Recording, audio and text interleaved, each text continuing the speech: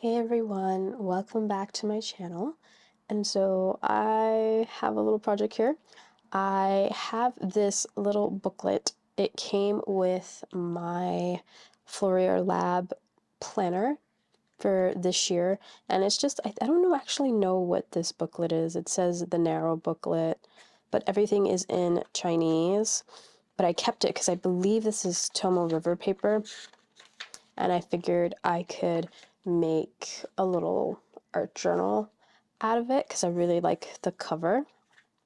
And I was just, I haven't art journaled in a very long time, and I was just kind of browsing through the Get Messy website and reading the forums and stuff, and so I decided to look at the current season, which is the season of return and release, or release and return.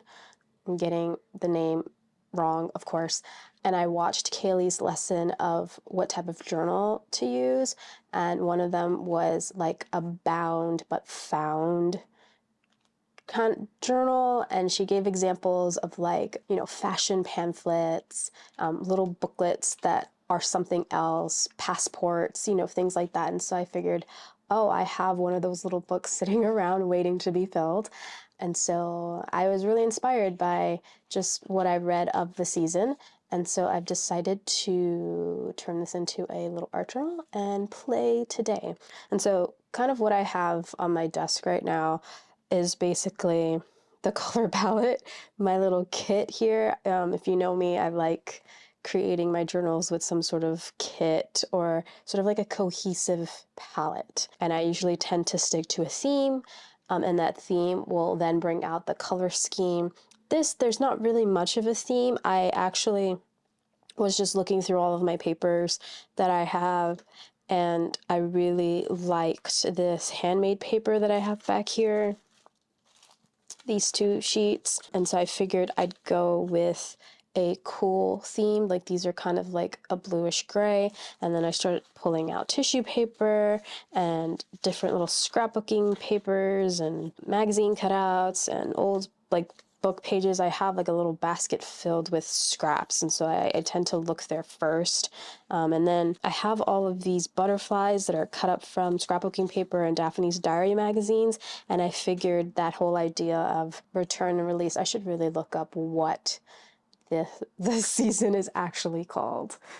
It's release and return. Even though return and release sounds better, but it makes more sense. Release and return. When, really the word release just reminds me of flying away, right? Wings, returning. I like that idea of releasing and returning. I don't know if I actually spoke about it here on my channel or maybe in the caption of an Instagram post, or definitely on my blog. I know I have a blog post about this specific idea that I've been not struggling with, I guess, working through. And definitely if you're in Liz Lamoureux's Water Your Soul class, I think I bring that up a lot in the Zoom calls that we've been having, because that class is all about the and space. Liz has this idea of the and space, that we are always in the middle of two feelings, I guess you can say. And I know for a lot of this year, especially in the beginning of this year, I was in the middle. I was in between letting go and holding on,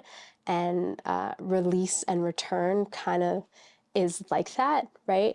Releasing would be letting go, and return. See, but return though is the other part, is once you get through that and space, you can then return to yourself. And that has been a theme too, especially with my one little word of heart, kind of that returning to myself, returning to my heart, reclaiming my heart. That's what I said in my video about that. Yeah, so that's just sort of the idea. And I think of butterflies, how butterflies are kind of, they metamorphosize, they kind of go from something and then they shed their skin and then become butterflies. So I pulled out a bunch of butterflies, kind of going with that theme there. But so this ended up being the color scheme. Like the palette was like these very cool blues and purples and the teal color. And so I went ahead and dug through all of my art supplies that I just have.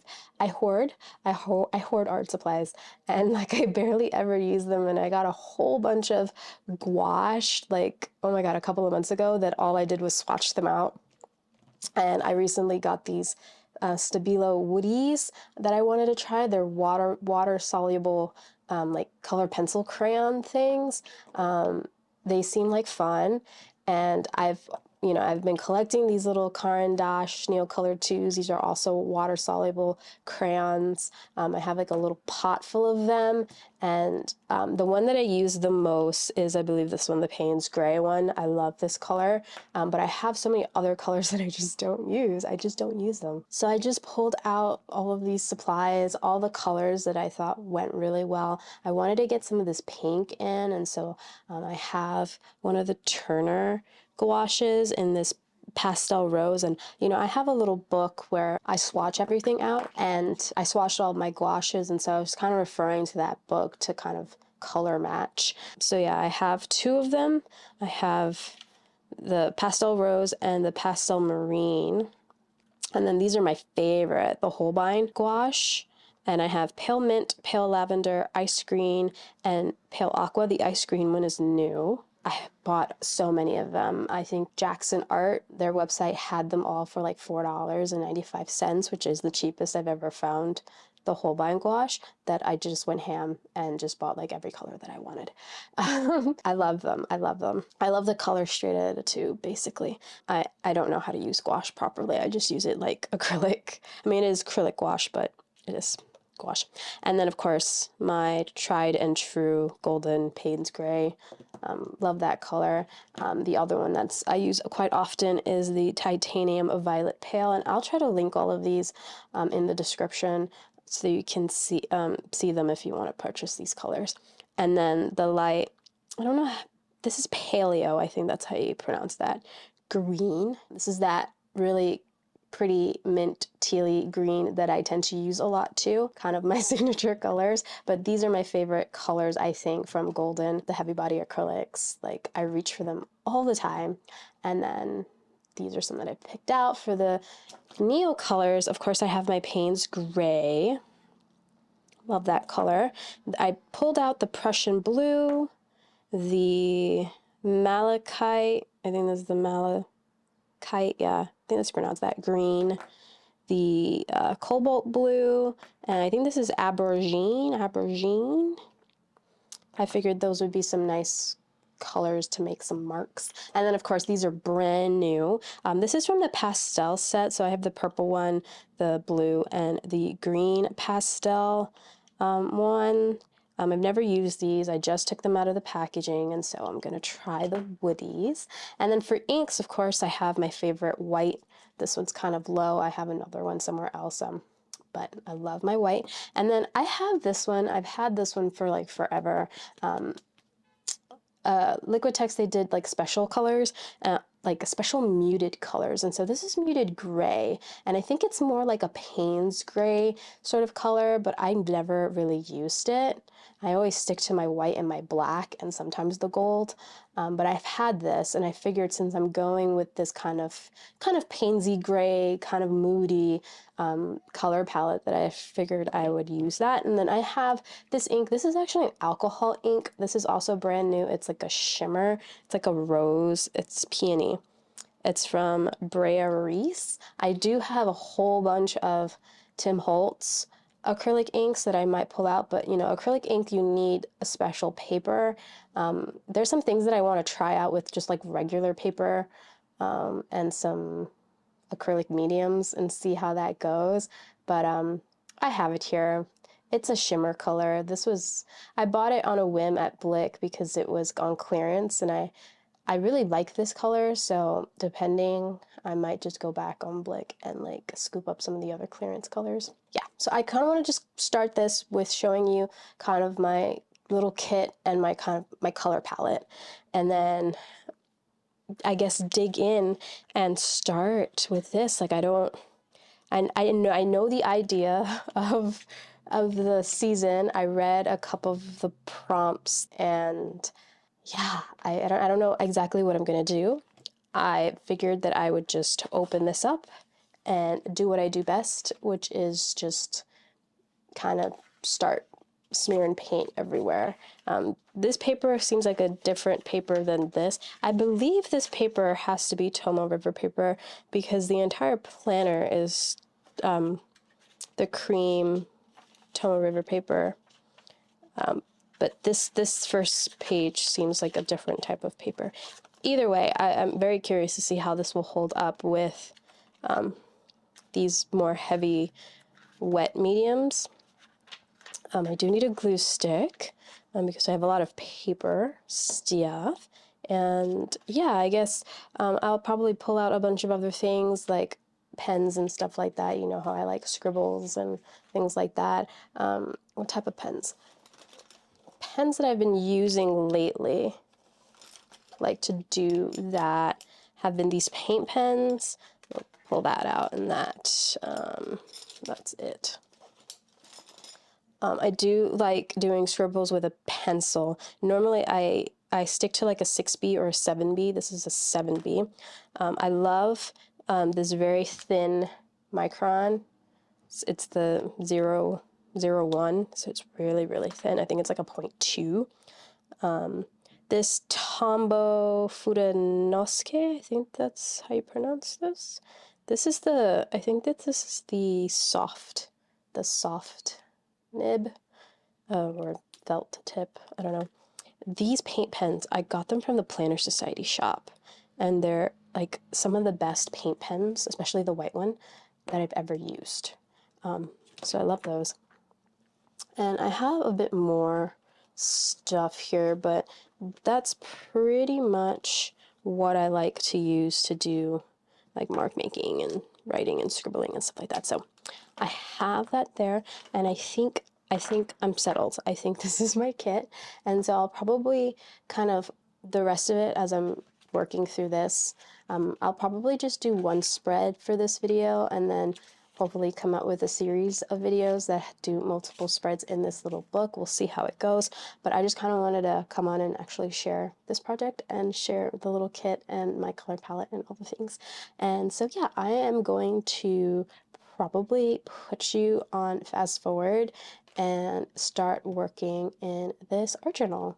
So the first thing that I thought I would play around with was the cover and sort of figure out what I wanted to do with that. You can see that I kind of played around a little bit. I do like this butterfly coming off the page just to cover up that diary writing there, but I figured that I would return to the cover later because I was so indecisive about what I wanted to do there, and now I'm working on the very first page. And so how I like to start all of my art journals is to do a stats page. It's something that I've been doing ever since, oh my God, ever since that I joined Get Messy and saw that Kaylee, you know, opens up her journals always with a stats page. This is what I call it. I think she calls it something similar, but it's basically, you know, using a picture of yourself, a current picture of yourself, and then just kind of writing your name and your current age, and then basically like how I call it is like a current state of being, like how are you right now in this moment. It's sort of like a snapshot, right? And I enjoy opening like most of my journals. I think almost all of my journals have a stats page. And so that is what this is going to be. I knew it was going to be an intro page. I was debating whether or not I wanted it to be a proper stats page. And you'll see here that after I kind of collage and paint and do all the things on it, I actually move on to the spread and then come back to it later. But basically all I did was collage some tissue paper, this purple tissue paper, and then some book pages. And then I decided to use, like, try out that new Stabilo crayon color pencil water soluble thing. And then I added some marks and some water to kind of see how reactive that was, and that's all I ended up doing because I was just like, yeah, I'm not quite sure what I wanted to do on that page at that moment. So now I'm working on the first spread, the first 2-page spread, and all I'm doing here is coating the 2 pages in a bit of clear gesso. This is the Finnabar clear gesso, and I wanted to use clear gesso because I still wanted to see some of the writing, some of the text. Even though this double spread doesn't have a whole lot of text on it, but the paper is so thin, that first paper, that you could actually see the stuff that I did on the first page, which is fine. I think as I'm building up my page, it sort of like blends with it. But yeah, so I let the gesso dry, and then I decided to try out this ink. This is the Liquitex Muted Gray ink that I literally have just never used. And I didn't realize that it was like a purple kind of color. I was almost sure that it was sort of like a Payne's gray, like a blue, but it's actually like a purple undertone, which was surprising. It still worked out with the color scheme, but I was like, okay. And I just splattered some ink there, and I was blowing on it, and it got all over the place. It ended up getting on my shirt. It was a hot mess, but I let it dry, and now I'm just covering it up with some tissue paper. So I have some white tissue paper, which kind of mutes the color a little bit, and then I add some of that purple, and now I'm adding some book paper, and I'm just kind of ripping and gluing and ripping and just sticking stuff down. I made some scribbles with, I believe, my pencil, but also the really thin 0.01 micron pen. And now I'm going in with some paint. This is the Titan Violet Pale or something color. It's a very like muted, like purpley color, off-white, and I'm just using it sort of just to blend stuff in. And honestly, I have no idea what I was doing here, to be quite honest. I didn't know the direction of where I wanted to take this particular art journal until much after I did a mess on these pages. I decided to add some of this blue tissue paper, which I really love the colors, the purple and the blue. I used another one of those Stabilo Woodies to add a little bit more blue, and it actually matched the color of the tissue paper really well. So I just kind of added a little to the page. And yeah, again, I didn't know what I was doing, so I'm just kind of tearing and sticking and seeing what works, and just basically making sort of a foundation. I knew at this point that I needed some sort of focal point, and I was going to use one of these butterflies, but it didn't work out, and so I decided to pull out this massive pile of magazine clippings, pages I tore out of a magazine, and I'm like, oh, I can probably use one of the girls. I like looking through free people catalogs, and like I used to have a stack of like fashion magazines. I don't no longer get fashion magazines, but I really should pick one up just to replenish my collection of like model images. And I'm like, maybe I can use a figure. It'll make sense to use a figure as the focal point. And so I pulled a bunch of stuff to try out, and I was drawn to these black and white images. I believe this was from our Free People catalog. And I do some snipping, and I pick one that I liked and that, you know, fit the page too, because I work really, really small, and like a lot of the times these model images are not that small. But I pick one that I like, I fussy cut her out, and then I'm trying her out on the page. And for some reason, I really didn't like the color. I didn't really like how this black and white, it was a little too warm for the color scheme that I was going with. I don't know, it just looked weird. So what I decided to do was kind of scan all these images, and like my printer is awful. It's so old. I need a brand new printer, so it didn't print very well, but the color was a bit better. It was a bit more true to black and white than having that warm tint on it. And so I decided to go with the one that I printed out, even though it was like it printed off a little high contrast. I don't know. It is what it is. It did not print the way that it showed on my computer, and that's just my printer, I believe, because it is very old and I need a new one. It's literally like 12 years old and it's dying. I have a hard time with it, but I decided to use it anyway, and it's fine. Here I'm just covering up her eyes. I tend to do that a lot when I use these images. I don't know, the eyes just seem weird staring out, and she's like completely irrelevant to the actual direction that I'm going with this page, but I just needed something there, right? And I just like covering their eyes. I don't know. I know a lot of people like covering their eyes too. It's just something, I don't know. It's something about the stare. But when I went to print out my scans of the magazine pages, I also printed out a photograph of myself so that I can do the stats page. I decided to, yeah, might as well just have the first page be a traditional stats page, introduction sort of page. And so I'm just kind of cutting it down. I thought I printed it out smaller, I'm pretty sure I wanted it to be a 2x2, but I think my printer printed it out a little bit larger, and so I'm just cutting it down to a 2x2. And then I'm just layering it some tissue paper up just to kind of soften the background a little bit, so that it kind of sits and blends more, or like a little better, onto the page. And I'm just gluing all of that down, and that is going to be glued right down onto that page there. And I love this picture. This is a series of photos that I took. I think I only ever shared one of them. This one I had to change the colors a little bit just so that it matched like the colors that I'm going for this journal specifically. But yeah, you saw I did some scribbles, I added some more marks, and now I'm going to just add my name and my current age. And I do, after I glue this down, I do end up going back to this again, because again, I didn't have a direction. I was really just doing these pages however I felt like doing them, and I didn't really have a clear direction on, I guess, the theming of the journal. I knew it involved releasing and returning, the theme for the season, but I had this idea in my head, but I didn't really have it, if you know what I mean. And so I actually leave these pages alone for about a day. Of course, I have to go in and add some inks, and so I make a hot mess. Like, when I say a hot mess, I make a hot mess with this muted gray ink. It's so tricky to make these little splatters and have them fall where you want them to fall.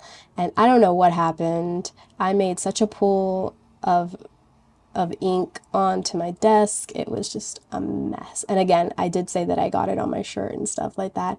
Just a hot mess with this ink. But I decided to use some of that ink to kind of bring out the ink in the background, since I kind of muted it up a little bit, with covering it with the girl and the tissue paper and stuff like that. And so I kind of wanted some of that color. And then of course going back in with the white. I love white. White just makes everything so nice. But yeah, so I left this for a day, and then I came back the next day with this sheet. I had written a blog post earlier this year, well, mid this year, was like May-ish, where I talk about feeling like I'm in between holding on and letting go. And that was what I kept thinking about when I kept like looking at the stuff for the season. And so I figured, you know what, let's just take some of what I wrote and kind of cut it up and create like word phrase strips. And so you saw that I peeled up my name and my age, and I'm tucking it in a different location on the top right corner of the page, so that I can put that phrase between holding on and letting go right under my photograph. And that's sort of like the title of the journal. Like, that is literally going to set the entire theme of the following pages. And so I've kind of created like a little poem from phrases that I pulled from my blog post that I wrote, and each kind of phrase is going to be my, I guess, the text for each page that I'm going to make. I now have a concrete plan on how I'm going to work through this journal. And so I am just cutting apart the first line after that title line, and that is going on this page because I just needed something to kind of ground it on the left-hand side. And so I am just gluing that down, and then to touch it up, I just kind of create some marks on it with my pen, and that is basically the spread. So I'm really hoping to come on and create this journal here. I always say things like this and then I let myself down, but I'm gonna be mindful not to let myself down this time. So hopefully you'll see more processes from me working in this art journal. But yeah, I really hope you enjoyed this. Again, I will leave all the links down below to all the supplies I use and to Get Messy and to all the things. And yeah, thank you so much for watching, and I will see you all next time. Bye!